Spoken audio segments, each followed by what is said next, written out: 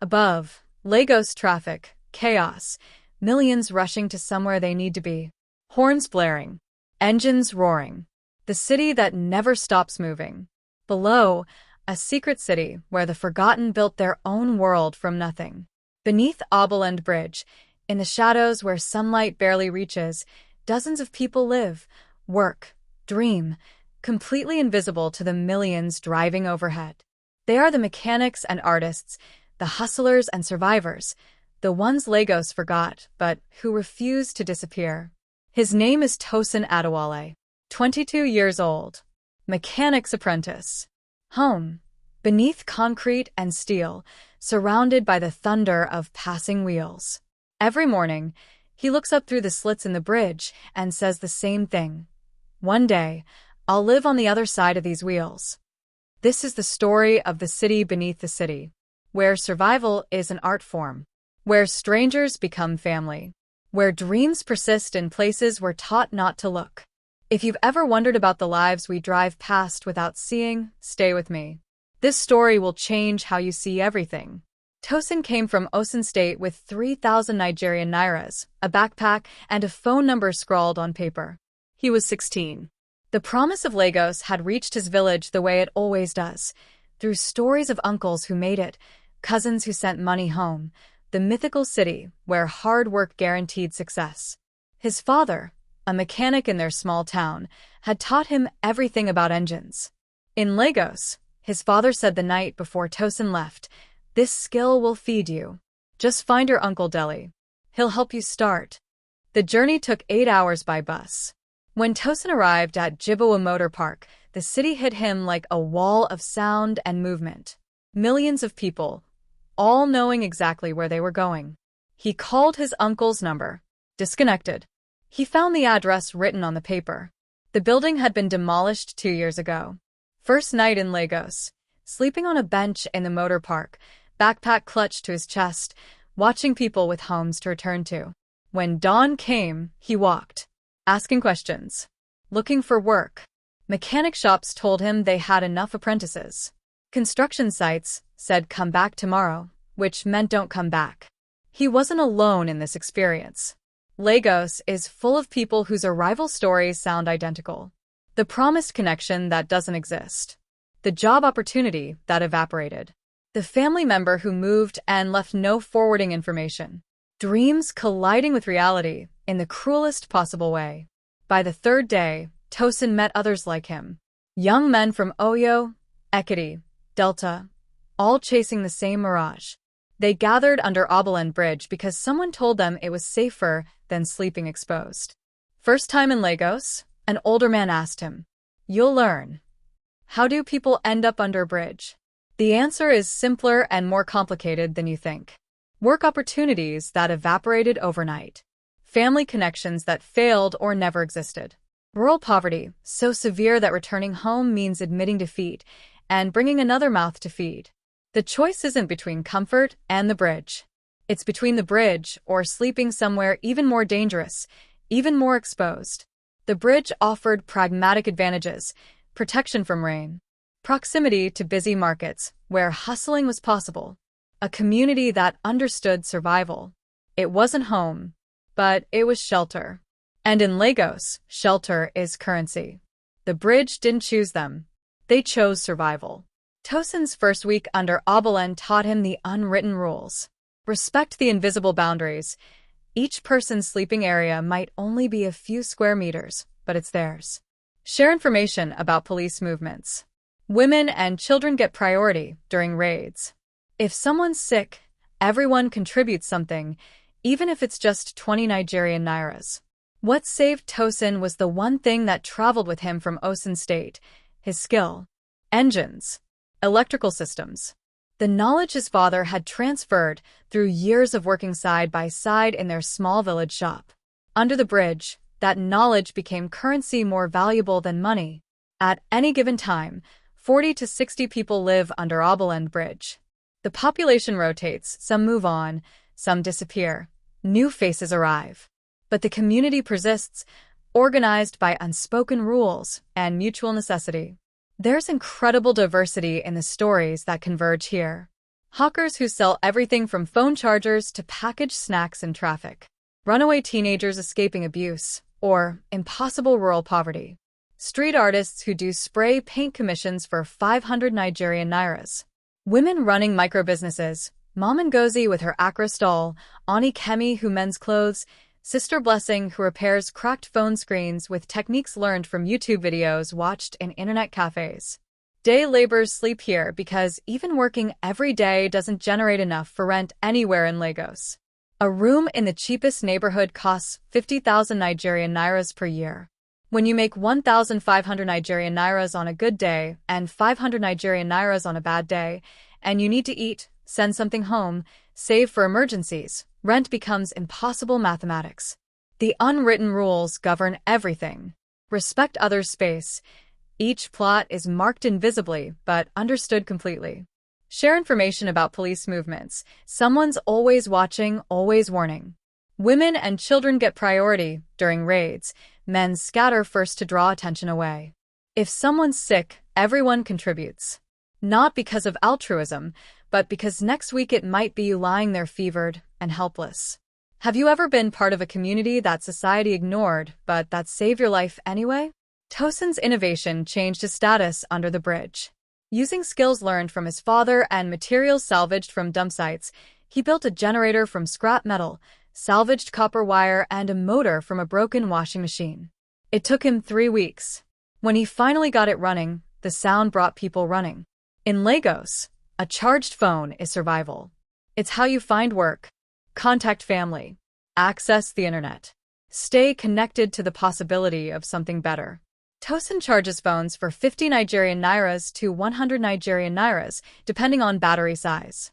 His shop is a blue tarp stretched between 2 pillars, a wooden crate serving as a counter, and a hand-painted sign, "Power here." Within a month, he was an essential service.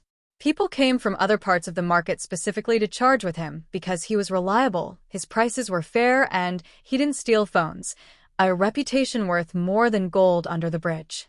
Mama Ngozi runs the Accra stall that's been operating in the same spot for 7 years. She's 54, widowed, evicted from her room in Mushin when her landlord decided he could get more money from someone else. She came to the bridge because the alternative was returning to her village where there was nothing. No work, no opportunity, just the slow death of waiting. She became the unofficial grandmother to everyone.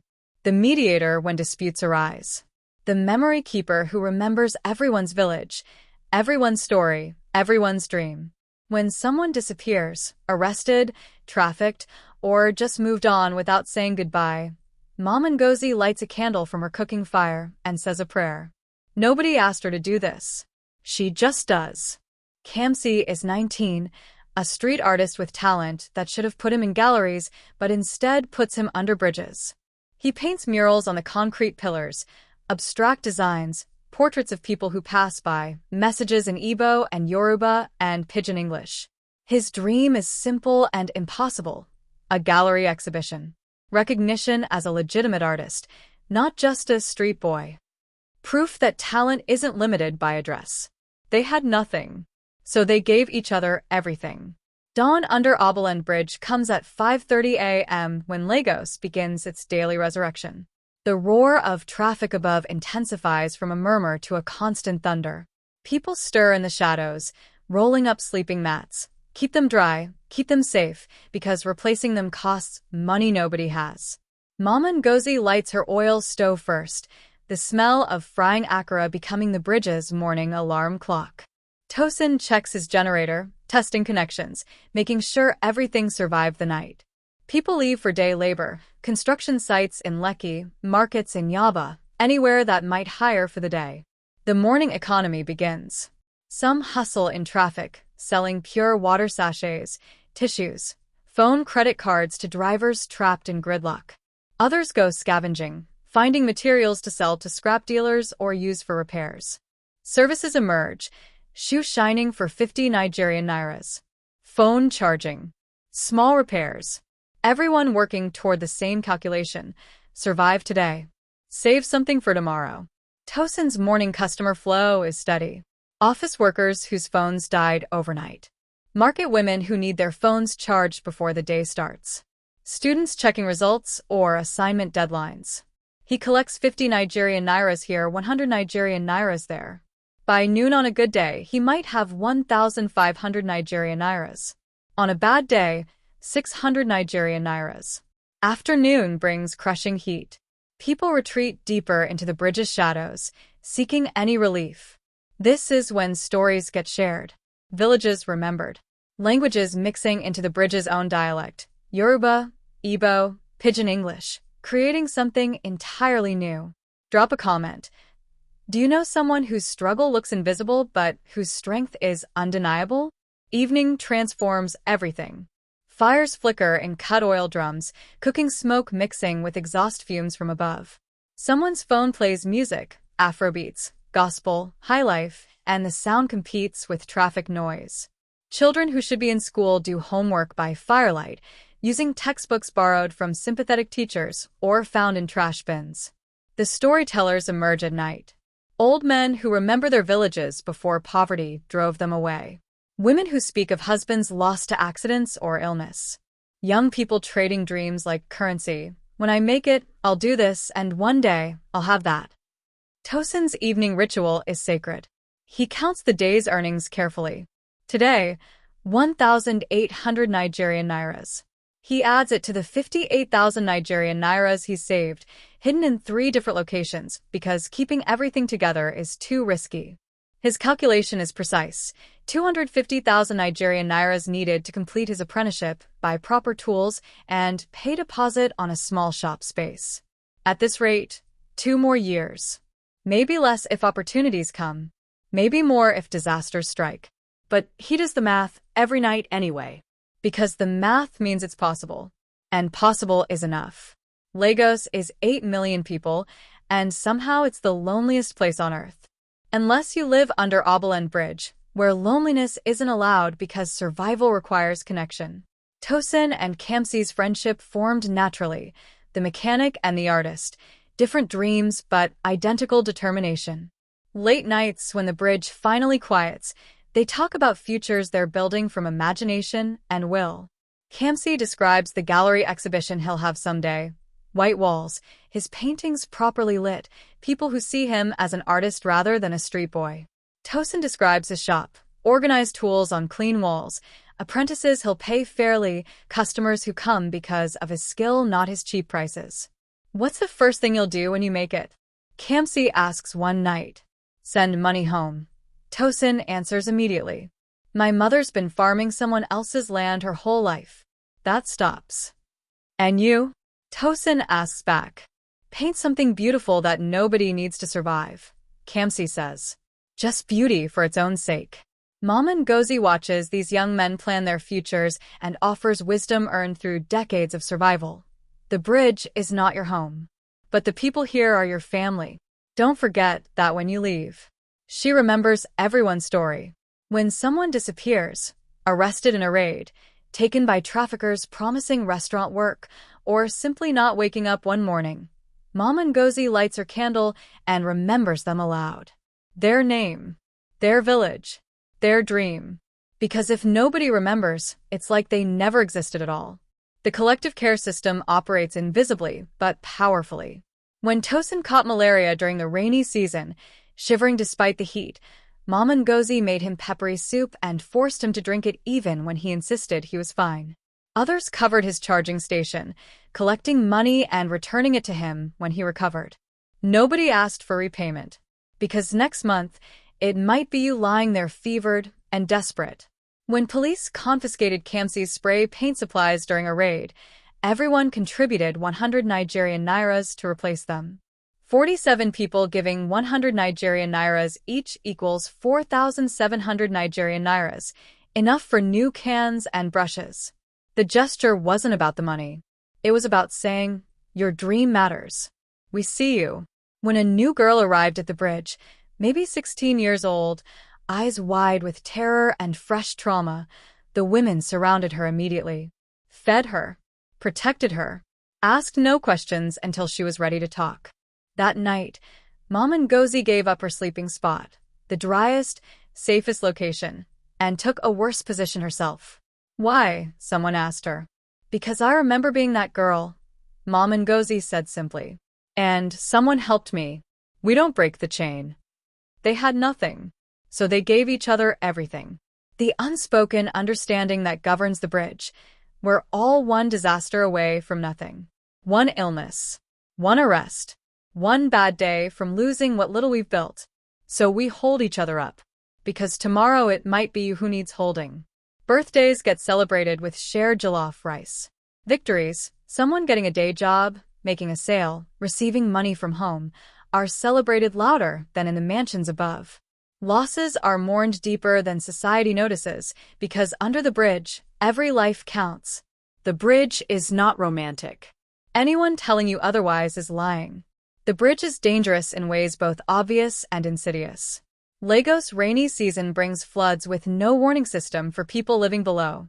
Water rushes through the bridge's supports without mercy, carrying away everything not tied down or lifted high enough.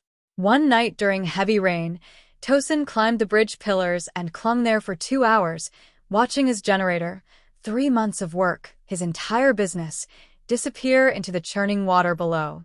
When dawn came and the water receded, he climbed down to find Mama Ngozi holding a crying child whose school uniform had been swept away. Other people picked through mud, looking for anything salvageable. Most found nothing.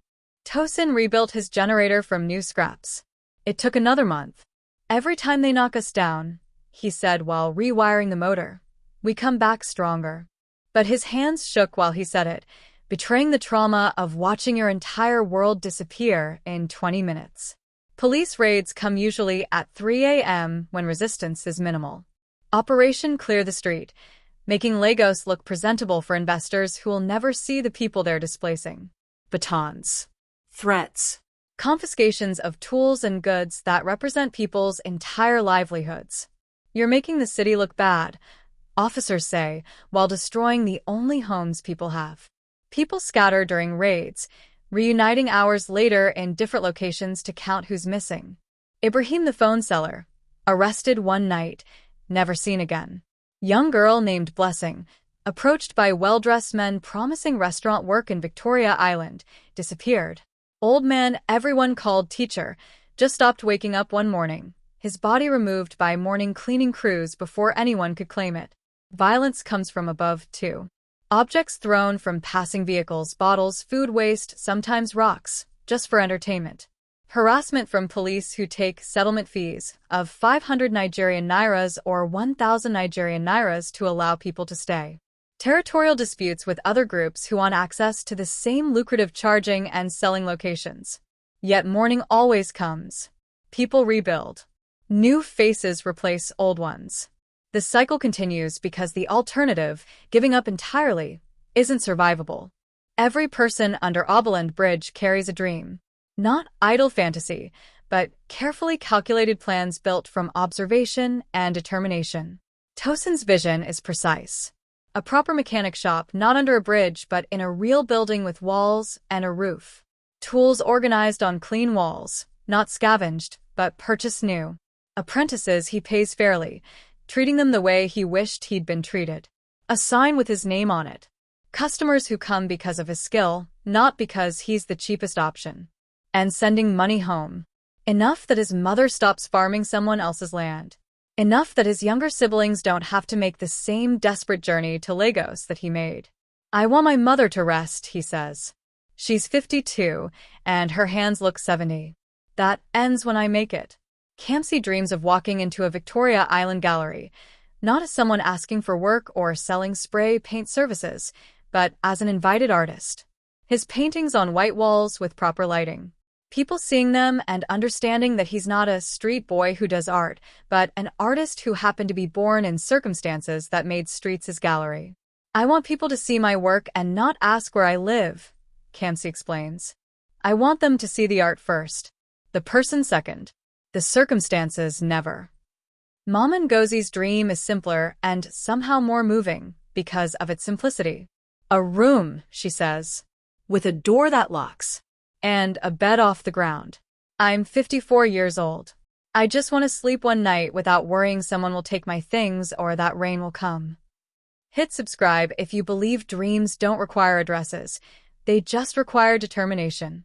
The daily ritual happens every sunrise. Tosin looks up through the slits in the bridge at the wheels passing overhead.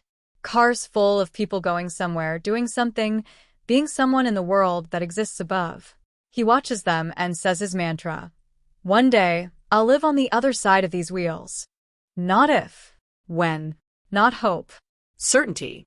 Because believing it's possible is the only thing that makes survival worth it. The documentary crew arrived on a Tuesday morning with cameras and boom microphones and release forms. They were filming Hidden Lagos, a series about communities existing in the city's margins. Reactions under the bridge were mixed. Some residents were excited. Finally, people will see us. They'll understand we're not lazy or criminals. We're just trying to survive. Others were suspicious. They'll film our suffering and profit from it. We'll still be here when they leave with their footage. Mom and Ngozi asked the question that mattered most. Will this change anything, or just make us entertainment for people watching on their phones? Tosin agreed to be interviewed. He sat beside his generator, surrounded by phones charging, his hand-painted sign visible in the frame. The interviewer asked questions designed to elicit emotional responses. How does it feel to live here? Do you feel forgotten? Tosin answered calmly, articulated clearly, made sure they understood something crucial. I'm not asking for pity. I'm asking for opportunity. I have skill. I have determination. I just need someone to invest in what I'm building, not film me building it. He showed them his calculations. The 180,000 Nigerian nairas he'd saved. The 70,000 Nigerian nairas still needed. His plan for the shop. His timeline. His certainty. The footage went international. A city beneath a city became headlines. Social media erupted with shares and think pieces. Charity appeals appeared. News outlets did follow-up stories. The aftermath was complicated. Some donations arrived distributed unevenly, causing tensions about who deserved what. Government officials made promises about relocation, which people under the bridge knew meant displacement, not housing. Police presence increased, not to protect but to pressure people to leave now that international eyes were watching. The question everyone asked, will they help us, or just move us? Most people predicted the second outcome. They were right. Tosin's perspective remained unchanged. I don't need to be on camera. I need someone to invest in my shop. The documentary made me visible. But visibility without opportunity is just voyeurism. 2 years after the documentary aired, Tosin is still under Obalende Bridge. But he's not the same Tosin who arrived at 16 with 3,000 Nigerian nairas and shattered dreams. His generator business has expanded to 3 units now, serving 50-plus customers daily. His reputation spread through the markets, reliable. Fair prices. Doesn't steal phones. People come specifically to charge with him, sometimes walking extra distance because trust is valuable. He's saved 180,000 Nigerian nairas now. Only 70,000 Nigerian nairas away from his goal. His apprenticeship is nearly complete. He's learned everything the mechanic shops above ground could teach him, learned through watching and asking questions and offering his services for free until they respected his skill. Connections matter in Lagos more than talent sometimes. Mechanics in established shops know Tosin's work now. Respect his skill. One shop owner told him, "When you're ready to open your place, come talk to me. I'll send customers your way." That promise, that recognition, is worth more than money. Kamsi got his breakthrough 6 months ago. A restaurant owner in Ikeja commissioned a mural for 50,000 Nigerian nairas, his biggest job ever. He painted for 3 days straight, pouring everything into it. When it was finished, people took photos in front of it. The restaurant's Instagram followers jumped. The owner was happy. More importantly, a gallery owner saw the mural and gave Kamsi a business card. "When you're ready, contact me. I think we can work together." Kamsi still lives under the bridge. Still paints the pillars. But now he has a portfolio. Now he has a contact. Now, when feels closer than if. Mom Ngozi is still there, still cooking akara, still holding the community together with wisdom and care. Her room with a door? Not yet. But she stopped saying if I ever get it and started saying when I get it. That shift in language matters. Hope changes tense when it starts feeling real. New faces appear under the bridge constantly. The cycle continues. Young people from villages arrive with the same dreams and broken promises.